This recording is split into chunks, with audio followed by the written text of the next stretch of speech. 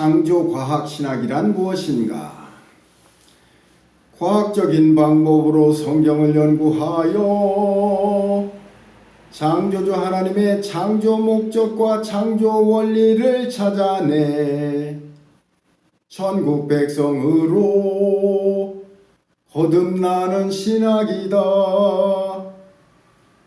창조과학신학이란 무엇인가?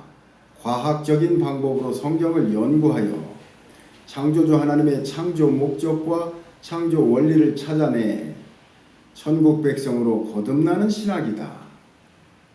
첫째, 믿음이 아니라 아는 것으로 나아간다.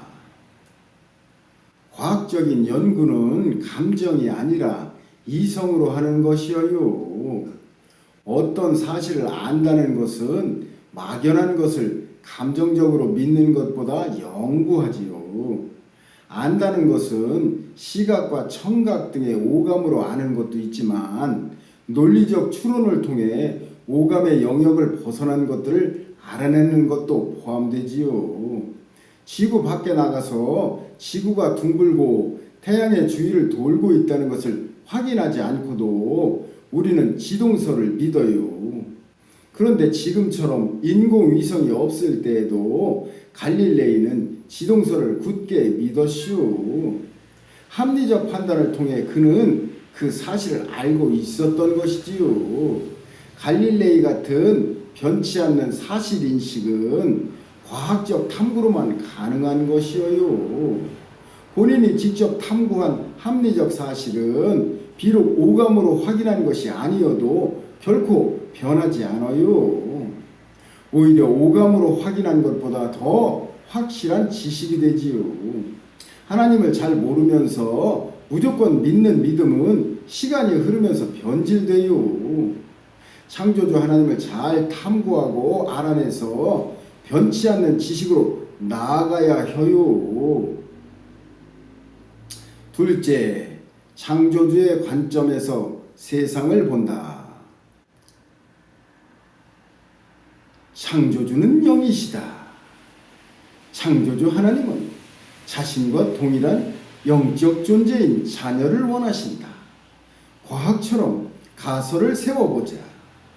영이란 모양과 형질이 없고 시간과 공간의 제약을 받지 않는 완전 자유자를 말한다.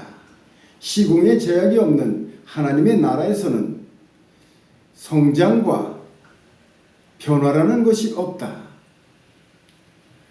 모두 완전 자유자이며 모두 완전태이다.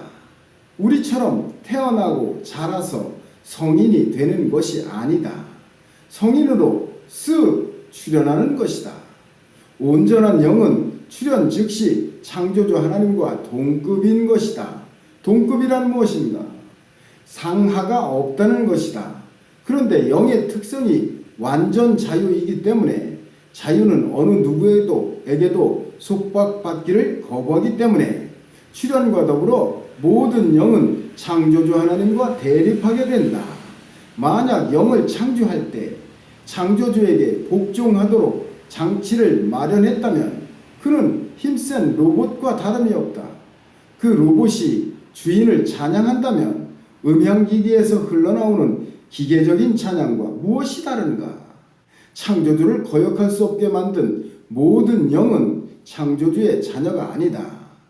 자신을 만든 창조주마저도 거부할 수 있어야 진정한 자녀이며 완전 자유를 가진 영이다.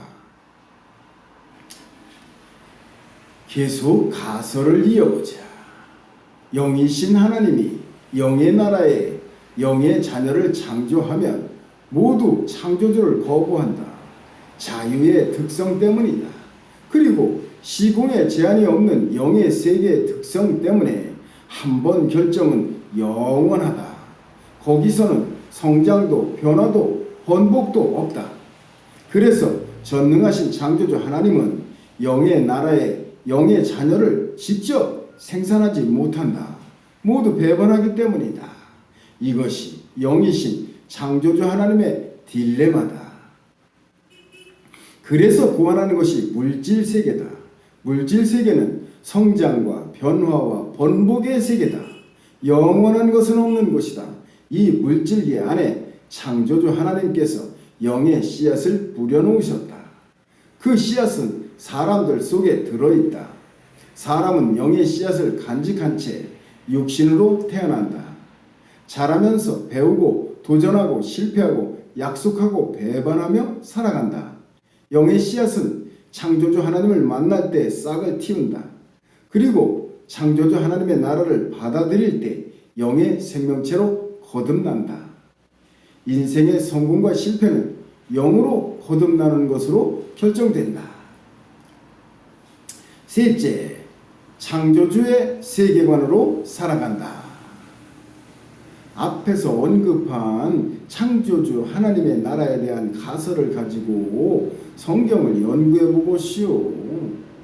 사람을 지으시고 보시기에 좋았다고 하지 않으신 이유를 알 수 있어요. 흙으로 만들어진 그 사람은 불완전한 존재였어요.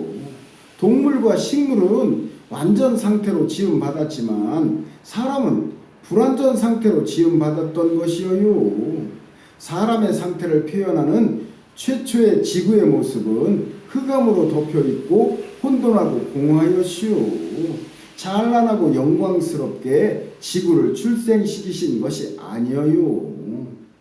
사람의 상태처럼 불완전 상태에서 지구가 출발하여 흑암을 해결하고 혼돈을 정리하고 공허함을 채워나가는 것이지요.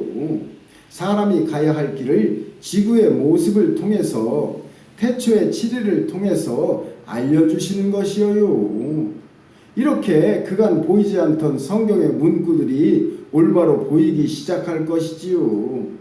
성경이 처음부터 끝까지 통일성을 잃지 않고 명확하게 보일 것이어요.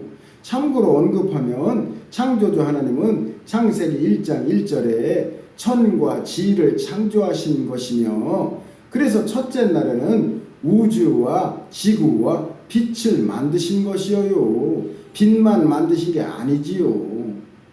창조주의 세계관으로 살아가는 사람은 창조주 하나님께서 주신 성경을 철저하고 정확하게 읽는 것에서부터 시작하는 거예요. 할렐루야.